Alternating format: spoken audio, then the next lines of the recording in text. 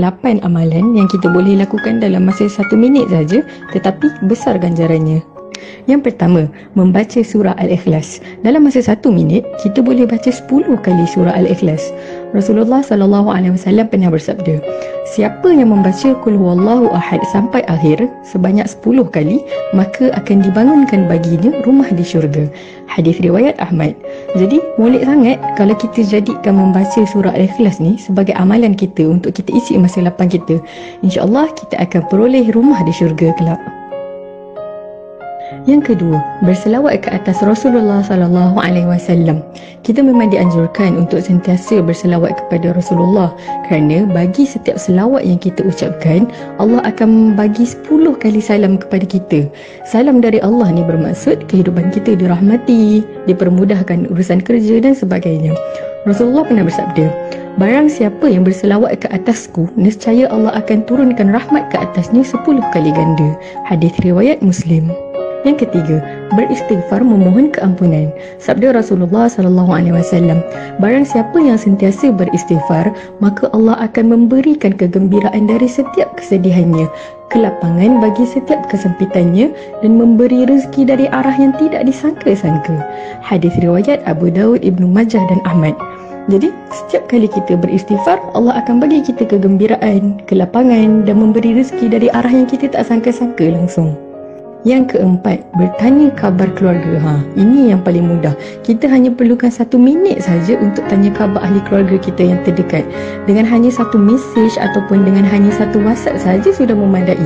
Kerana bila kita bertanya khabar kepada keluarga, itu dikira sebagai kita menghubungkan silaturahim.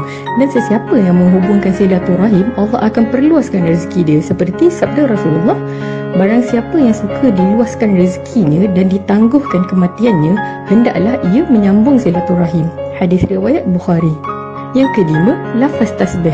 Rasulullah pernah bersabda, 2 kalimah yang ringan di mulut tetapi berat di timbangannya serta disukai oleh Allah yang Maha Pengasih, iaitu Subhanallah wa bihamdihi Subhanallahil azim. Hadis riwayat Muslim.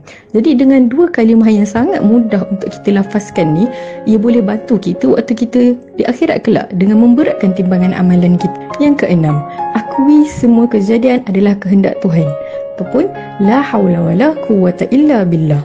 Ayat ni sangat ringkas tapi dia ada manfaat yang sangat luar biasa. Rasulullah SAW pernah bersabda, wahai Abdullah bin Qais, katakanlah la haula wala quwwata illa billah, kerana ia merupakan simpanan pahala berharga di syurga. Hadis riwayat Bukhari. Jadi cuba kita bayangkan, dengan lafaz yang mudah ni dah boleh jadi satu simpanan pahala yang berharga waktu kita di syurga kelak, insya-Allah. Yang ketujuh, mendoakan orang lain. Dalam 1 minit, kita boleh berdoa untuk sesiapa sahaja yang kita nak. InsyaAllah, Allah juga akan memberikan doa yang sama untuk kita. Contohnya, ketika kita dalam perjalanan pergi tempat kerja, kita lihat ada seorang peminta sedekah. Lalu kita pun berdoa kepada Allah, ya Allah, murahkanlah rezeki si peminta sedekah itu. Ringkas saja doa kita, insya-Allah kita juga akan turut dimurahkan rezeki. Seperti sabda Rasulullah SAW, barang siapa yang mendoakan mukmin lelaki ataupun perempuan, nescaya Allah akan memberi pahala kebaikan dari setiap mukmin lelaki dan perempuan yang didoakannya. Hadis riwayat At-Tabrani. Dan yang terakhir, yang ke-8, sebarkan kebaikan. Sekarang ni semua maklumat berada di hujung jari kita. Amat mudah dan amat cepat untuk kita sebarkan kebaikan, dan setiap kebaikan yang kita panjangkan kepada orang lain, mereka akan mendapat manfaatnya. Jadi, jika orang lain mempraktikkan apa sahaja kebaikan yang kita sampaikan tu, kita juga akan dapat pahala penuh mereka.